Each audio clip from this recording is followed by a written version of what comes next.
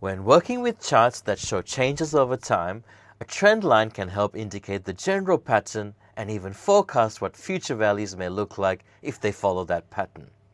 Looking at the chart we created last time, there are some definite patterns.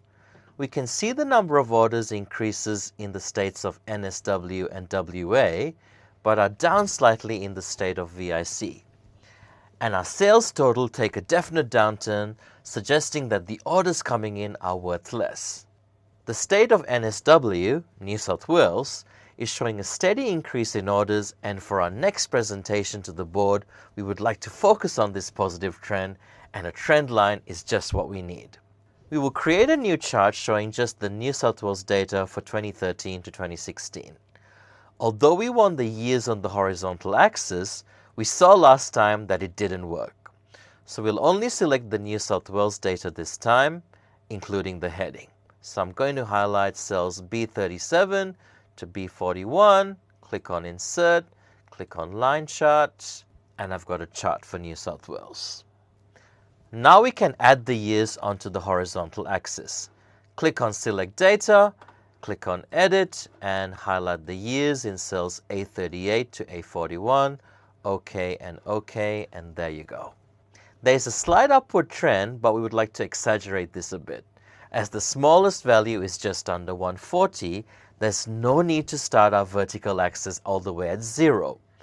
I'm going to right-click on the vertical axis, click on Format Axis, and I'm going to change the minimum bound to 130 and click Enter.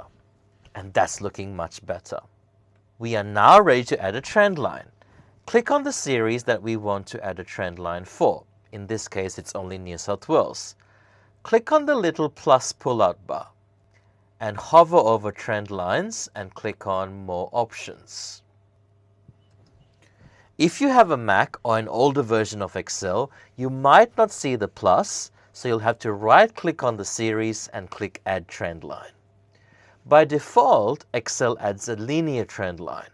This is great if your data is changing at a constant rate. But not all patterns are linear. Sometimes changes accelerate over time, which would make it more exponential, for example. Fortunately, there are several options you can choose from, and for a more in-depth discussion of each, check out this week's toolbox.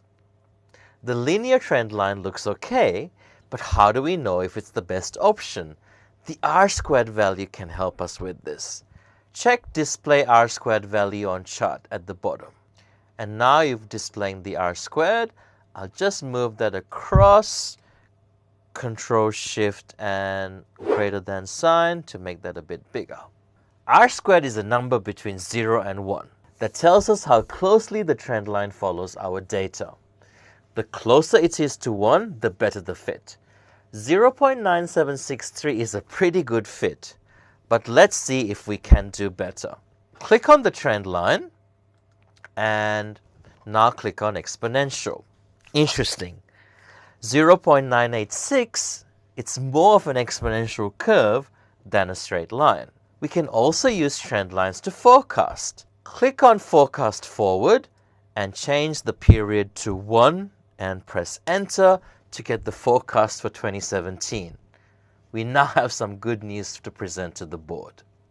This week we have looked at a great range of tools to help us present data, starting with our COUNTIFs and SUMIFs that allow us to effectively summarize data, and then exploring various charting techniques to give that added visual impact.